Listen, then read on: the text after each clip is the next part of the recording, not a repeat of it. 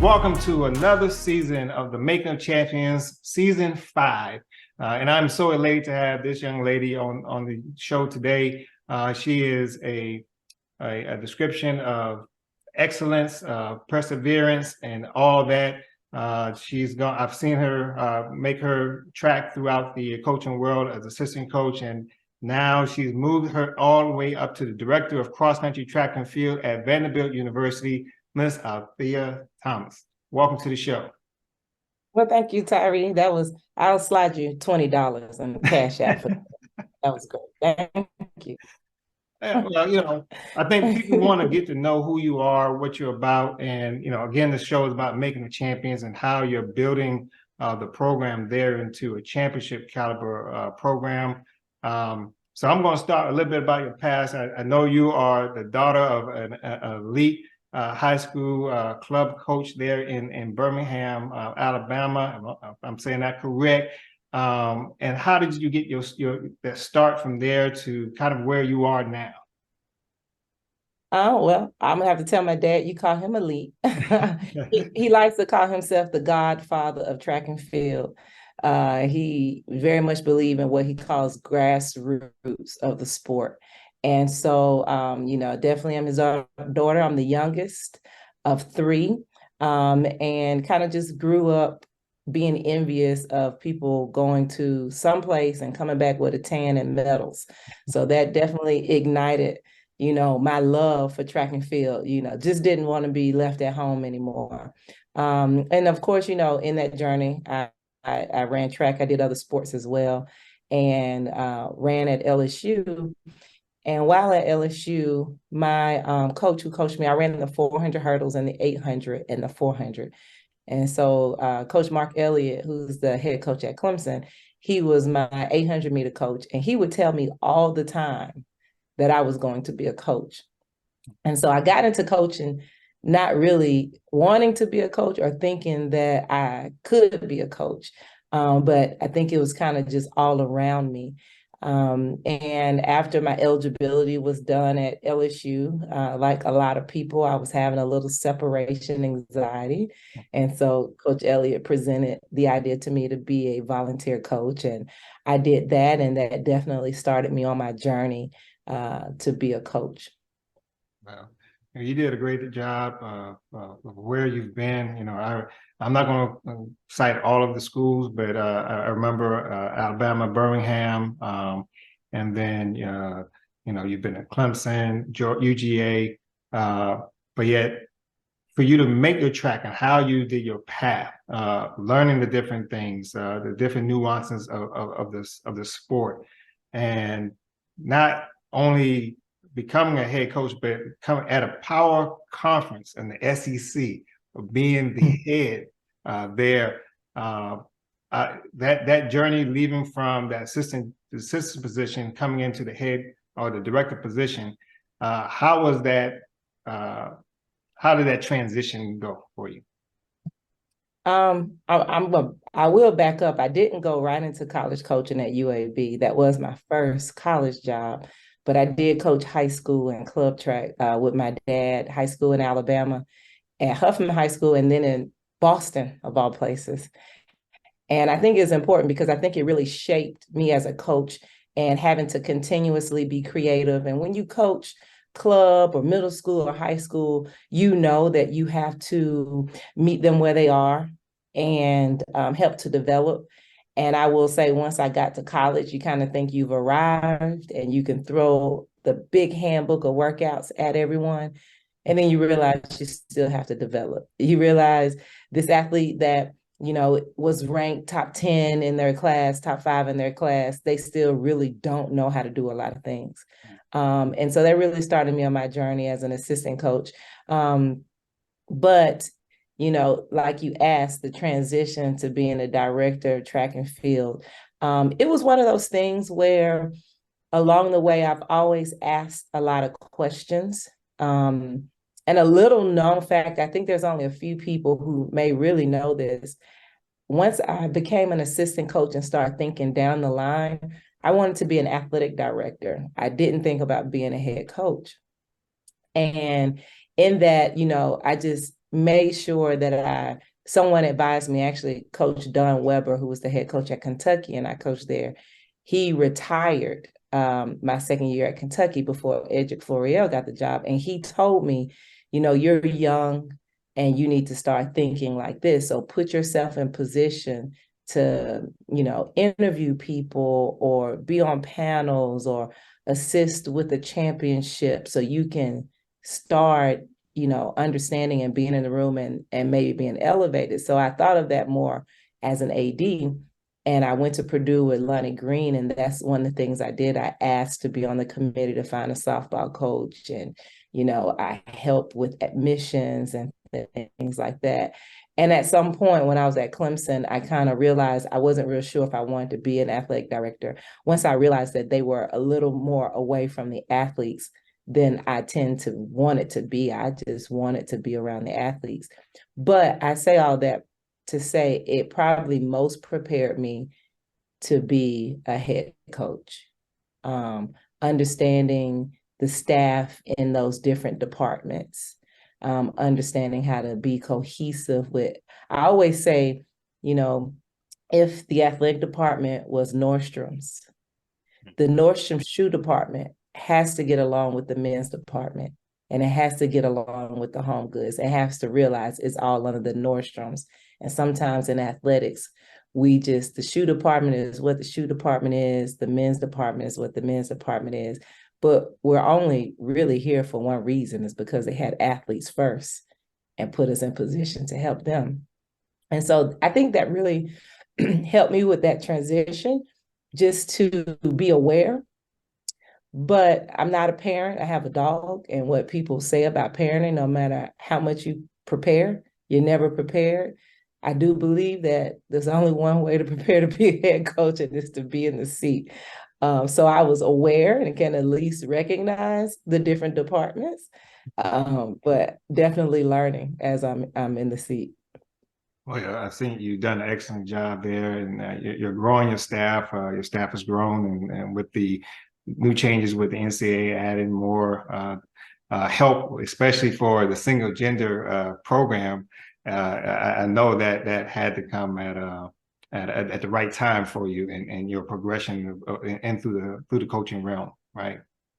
Absolutely. I'm so grateful. My athletic director is Candace Lee, and she is just a phenomenal person that happens to be an African-American woman. So for the first time, I'm actually working for someone that looks like me. And she is just so profound and creative. And she really just lends herself and all the resources. If we have it or if we need it, she's going to make sure it happens. And so when the legislation came out, I kind of tiptoed around the idea, but I did learn, if you don't ask, you don't get. And like you said, they, granted me the opportunity to hire 3 additional people. So with a women's only cross country indoor and outdoor team, and we have men's cross country, we have 7 coaches. And so that really, really allows us to, do something that a lot of programs don't get a chance to do. And that's be very intentional, spend all our time with a smaller group of athletes so we can help them reach their full potential. And, that's one of our mottos at the University of Vanderbilt, like the entire university, to reach your full potential. And so it's just very consistent with that. And I'm happy. I literally, I was a little tardy, I'll admit, to people watching, getting in on the Zoom, because I have an assistant, and, she was going through training with me, what happened today and how things went. And I'm really grateful for that. Well, that's a strong thing of leadership as well, where you're setting aside, some things, to help other people at the same time. And that's a lot of things that people take for granted in some leadership positions, and to be able to help others escalate and get better in the sport, and understanding the nuances of what this sport really entails. So kudos to you. Thank you. Thank you. I appreciate that. I'm just trying to be a better leader every day, and I still just ask a lot of questions. And, we have some amazing coaches at Vanderbilt. I think, of course, everyone knows Vanderbilt is probably number one known for their baseball team. And Coach Corbin, he's just a Hall of Famer, just amazing. And I just try to lean on him, and I try to do it without getting in his way. Sometimes I just watch him and he'll see me watching and he'll shoot me a text later. And, our soccer coach, Coach Darren, they're actually in a drag out match right now trying to get a W for the SEC tournament. And Jerry Stackhouse, he's the basketball coach, and just his experience in the NBA. And Shay Ralph, she played at UConn and won NCAA titles. And so I just believe you can learn from anybody. And I think that's very unique for us as a staff. There's no one person that's like bigger than the whole unit. And we just want to see Vanderbilt at the top. And it's just been great. And I've been taking that and trickling it down, the grace that they give me, the opportunity that I've been given, and making sure that I present those same opportunities and have just as much grace. So I'm just happy to be in a position to keep it going.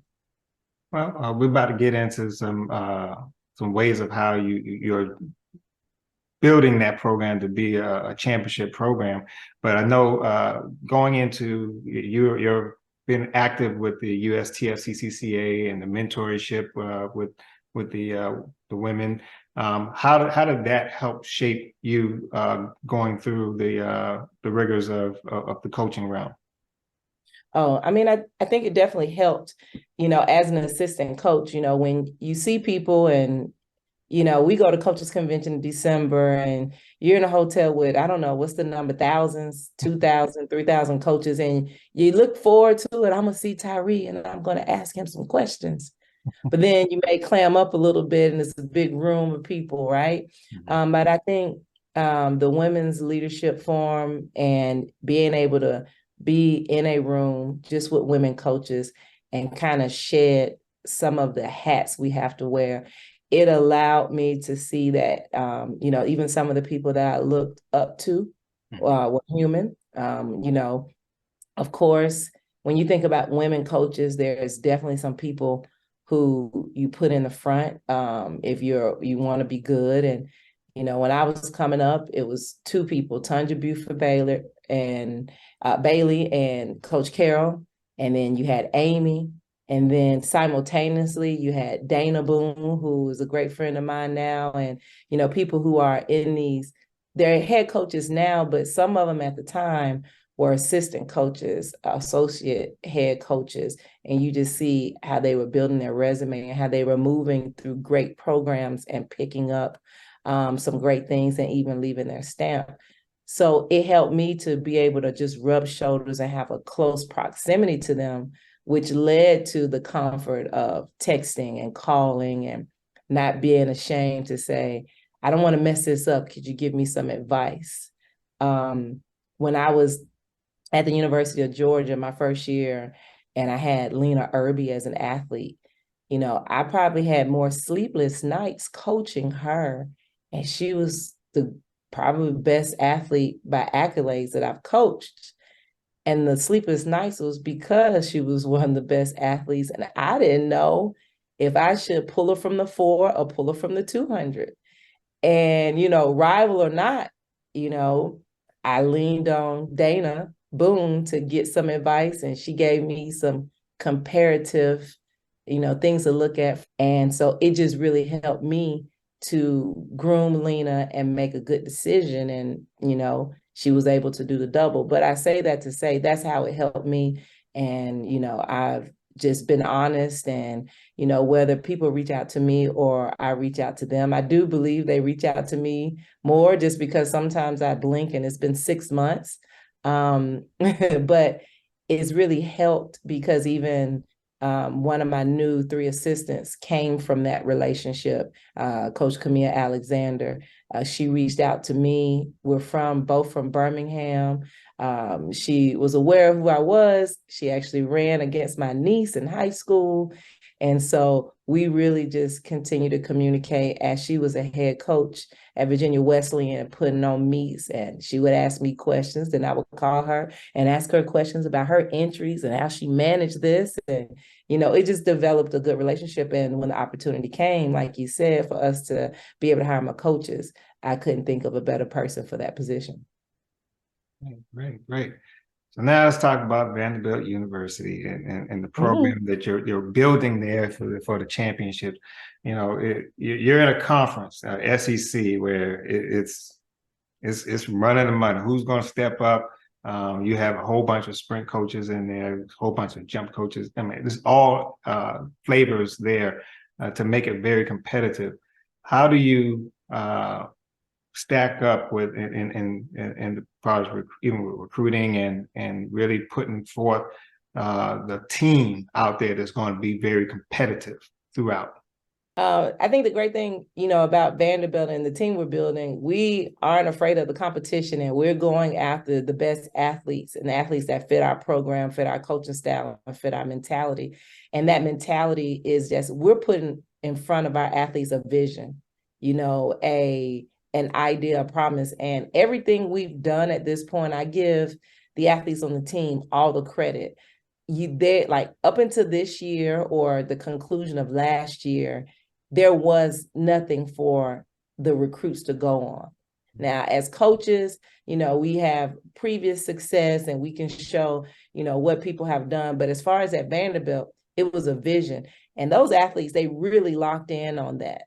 They really locked in on, we want to be the pioneers. We want to lay the foundation for a very, very strong house. Like, you can't build a house without a strong foundation. And so, that's some of the premise and some of the things that, we live every day, being a pioneer. And it's not easy. It's much easier to go in a neighborhood that's already established at the country club and you just move in as soon as you buy it. It is a lot longer and it's a lot harder to find a plot of dirt, dig in it, get all the rocks out, put the plumbing in, put the foundation in, and build a house from scratch. And they're up for the challenge. And that's what we do. We make sure that we talk about that, and we make sure we remind them that they're doing that every day. Not, oh, this is your responsibility, but the moment that you put 5 more pounds on your power clean, that's you building your house. You just laid another brick. And so it allows them to exercise that muscle so that when we do go to SECs and it's challenging, it's not new to them. We've been challenging ourselves every day. And so that's how it kind of appears that maybe to some, they just show up and where did Vanderbilt come from? But we've been visualizing and imagining, these schools competing against us while we're at practice. And so it's just dress rehearsal at that point. And so, that's really, what we're doing at Vanderbilt, how we're approaching it.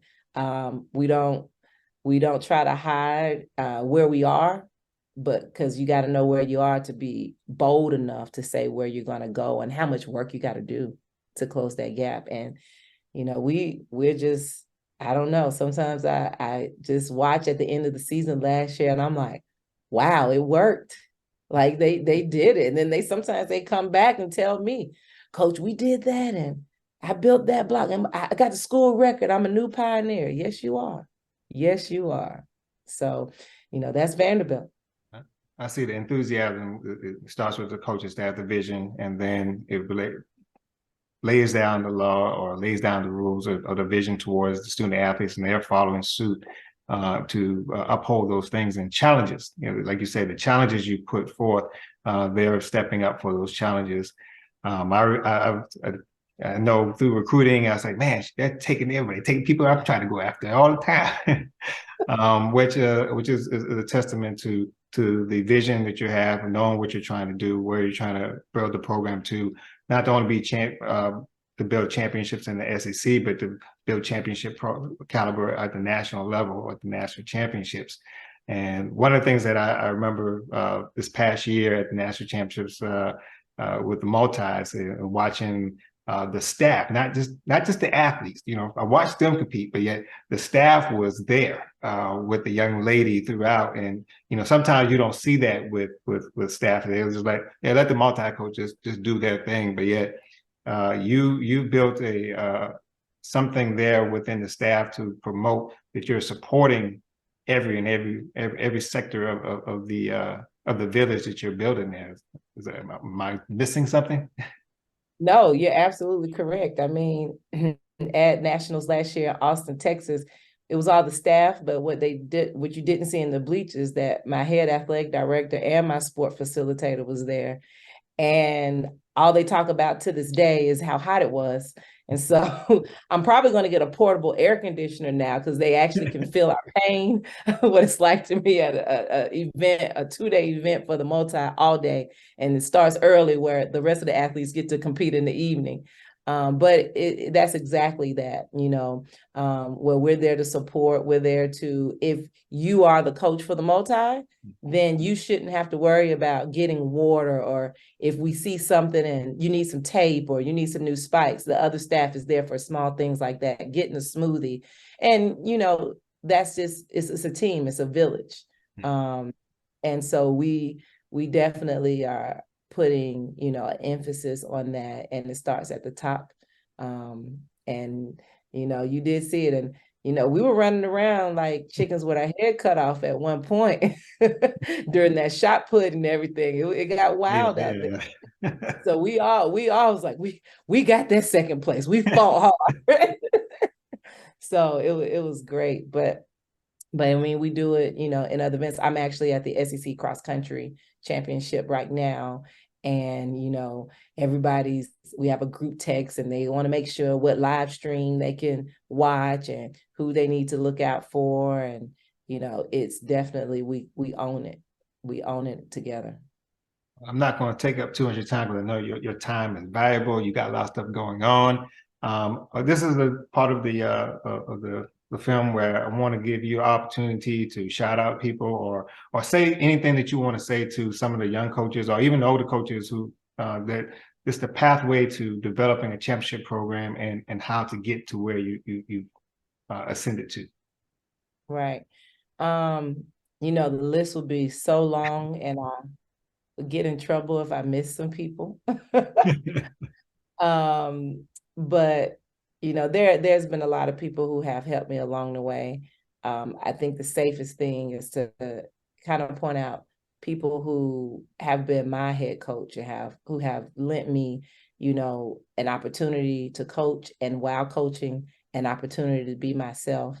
From Ray Stanfield at UAB to Coach Don Weber at Kentucky, and the great Coach Lonnie Green when I was at Purdue, and Coach Elliott, who I mentioned was my coach in college at Clemson, and Coach Petros, who was my head coach at Georgia and now Illinois.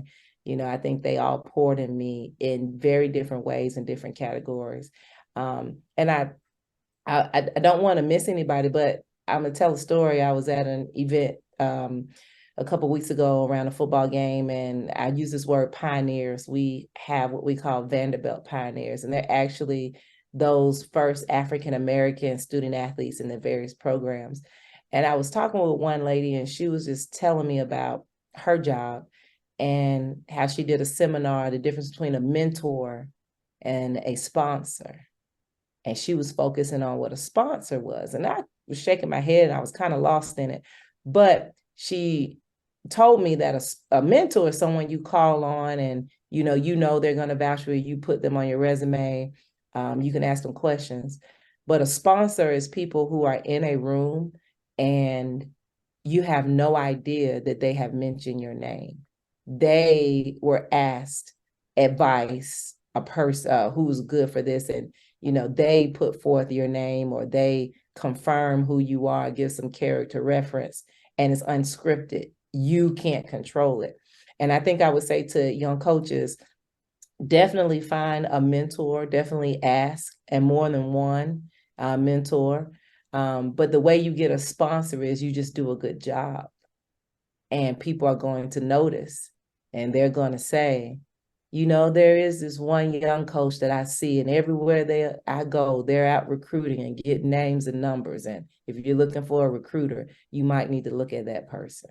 And so that would be my advice. It's not always about, who, a big name that you put on your resume, but it's also what kind of name you're making for yourself in every little thing that you do. So, work so that someone will want to sponsor you even when you're not aware.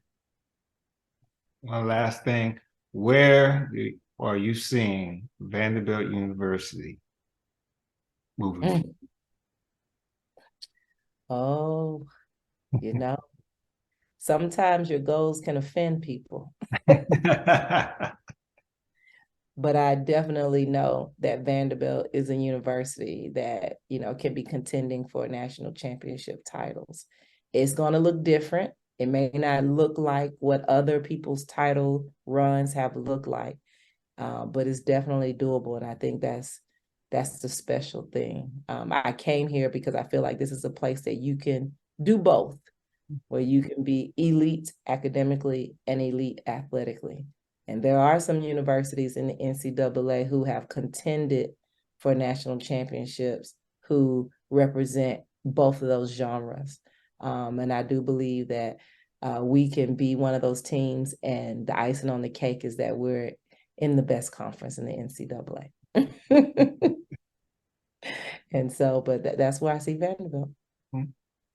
Well, you heard it here, folks. You heard it from the young lady, the pioneer, the leader, the captain of the ship at Vanderbilt University.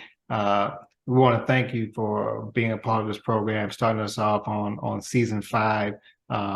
It was imperative that I got you on the show. I wanted to get you before, but it was just trying to get the right mix and right timing for it. And I'm so happy that you were able to have the time to do this show. I know even in the midst of what's going on right now with you at the SEC championships, but I thank you for being a part of this program, and I hope that everyone takes notice and listens to what Coach Thomas has brought in and gives a lot of nuggets, a lot of gems there, and you see where the program is going and where it's heading at.